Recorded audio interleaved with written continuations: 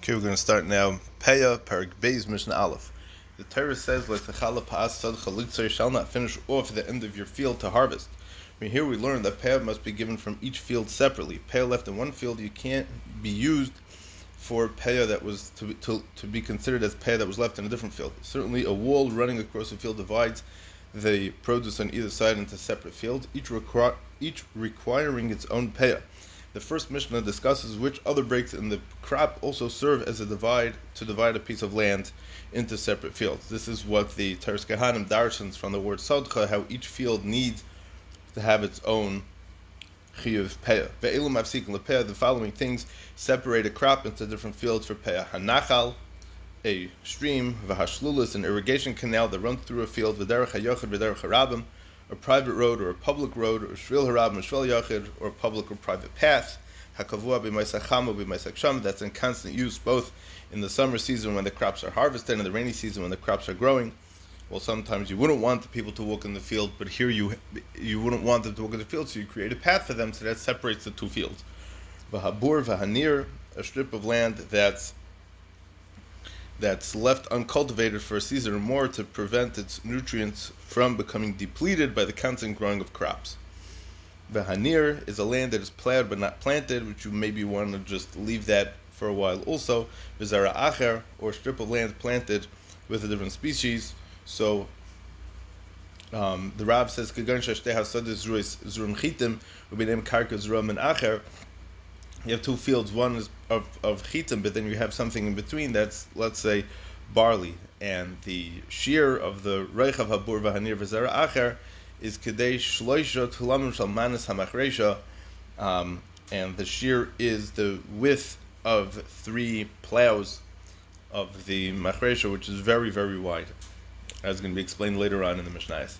V'Hakoitzer L'Shachas Mafsik Divrei Rameir. The Mishnah now discusses the case of a different separator made after the field is planted. If someone cuts down a strip of unripe produce in his field to use it for his animals, for his animal food, it separates the field into two.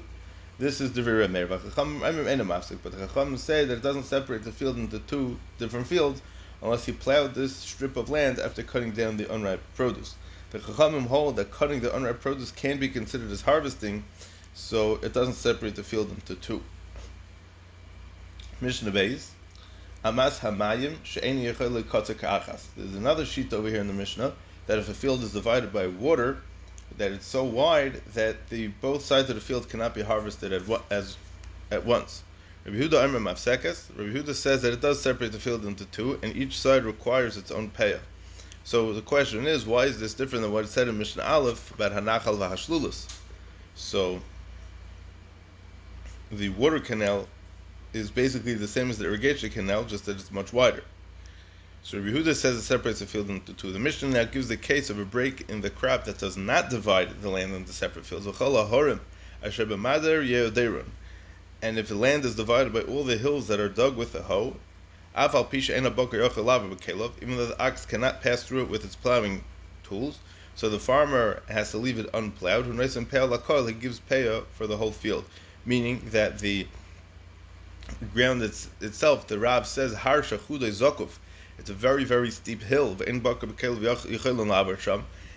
cow, the ox and its plow cannot go there. It's still not considered a hefsik between the two fields, and it's considered like one field, and there's only going to be one chiyuv pay over here altogether. Mishnah Gimel, Hakol Mafsik Lizram. The Mishnah now discusses which types of fields are separated by these hefsekim that were discussed in the previous Mishnayos. Hakol Mafsik Lizram. All the separators mentioned in the previous Mishnayos separate produce that is planted each year.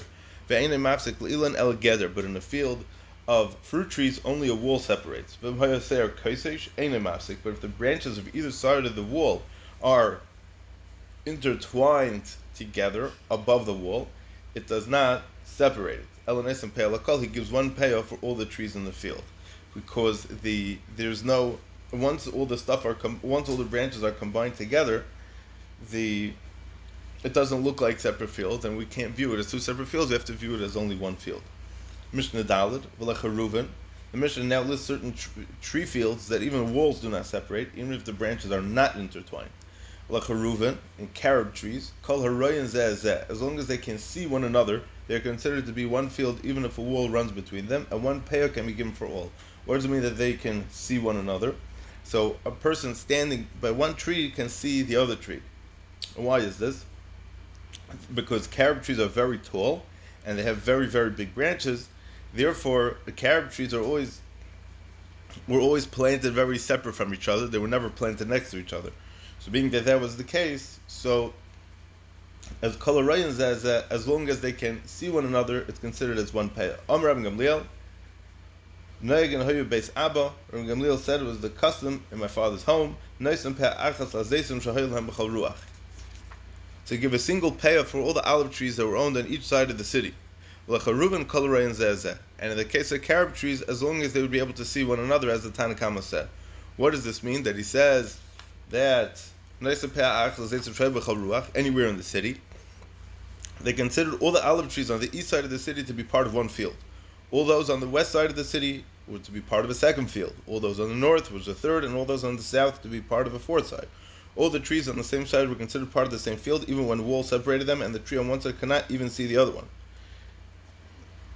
The Mefarshim do not explain why each side of the city should be considered like a different field of olives. But Reb Chaim Kanievsky and Derech Hamuna, based on the Yerushalmi, suggests that it was common to have one olive press on each side of the city to process the olives produced on that side. So each olive press then was a common feature that served to unite all the olive trees on that side of the city. Reb Eliezer Reb Tzadik Omer Mishmai Aflach Haruvan Shahil Lam B'chol Ha'ir. Reb Eliezer Reb Tzadik says in the name of Reb Gamliel that they gave one payah for each carob tree that they had around the entire city. Even the different sides of the city do not separate the carob trees into different fields, which would be different than what the Mishnah previously said. Mishnah Hey. Hazareya Esadeyu Min Echad. The Mishnah discusses other factors to be considered when deciding whether an expanse of planted land is one field or two. If someone planted his field with one min echad, with one type of produce, even if he gathers it in two separate crops, he leaves one payah for the whole field. Zorish ne'minin. But if he planted his field with two species of produce, even though he gathers them all in as one crop, he leaves two payahs, one for each species. And why is that? This is because each species is considered to be growing in its own field, and one cannot leave payah in one field for produce that grows in another. The Mishnah now gives a case in which it does make a difference whether the field is gathered in as one crop or two. If a person planted his field with two types of wheat, then it depends how he gathers them in. Also, if he gathers both of them in a single crop, they're considered to be parts of one field, and he gives one payah for both. If he gathers them in as two crops, each min is separate, they're considered to be two separate fields, and he leaves two payahs. Mishnah Vav. It happened that Reb Shimon of Mitzpah planted two types of wheat on one land and asked how many payahs he asked to give. He asked Reb Gamliel, who didn't know the answer. They went to the Sanhedrin in the Beis Hamikdash and they asked what the halacha was. Omar Nochel Malavla Makul Ani Reb Meyasha Shekibul Me Abba Shekibul Men Azuga Shekibul Men Anavim Malach L'Mei Shemisinai Vizareya Es Sadeu Shnei Mine Chitin Im Asan Gerin Echad Neisen Peah Achash Shtei Granos Neisen Shtei Peahs. So they went to the Lishkas Hagazos, to the Chacham in the Sanhedrin, and they asked him what the halacha was. So Nochel Malavla, he was a Sefer, he said that he has a Mesorah, he has a Kabbalah from Reb Meyasha that was Makabel from his father, that was Makabel from the Zugais, who were the first of the Tanoim from after the Zman of Beis Hamikdash, as mentioned in the beginning of Pirkei Avos. Shekiblu Min HaNeviim, who received it from the Neviim. Halacha L'Moshe Misinai, which would be Torah Shebal Peh, regarding a person who plants his field with two types of wheat. If he makes one geirin, if he harvested them as a single crop, he leaves one payah for both. Shtei granos, if he harvested them as two crops, he leaves two payahs, one for each min. Okay. Mishnah Zayah. The Torah says that the payah, you have to leave it with kutzurchem as k'tzir artzachem when you harvest the land of your land. This is telling us that the chiyuv of payah is only when you harvest your land. So the Mishnah will teach us that there are times when the peiros of the field are cut down in ways that are not your harvesting. It's not b'kutzurchem as k'tzir artzachem. You didn't do it; it happened in a different way. And what would the case be? Sadar shekatzru goyim, a field that goyim harvested for themselves, or katzru listim, or some robbers harvested for themselves. Kirsamu nemolim, or ants chewed it down. or the wind or animals broke it down. Pater, it's pater from payah because there's no chiv over here, because it's only when bekutzerchem as k'ser artzechem, and this you didn't do it; it was done through different means. Katar chetzia v'katru listam chetzia.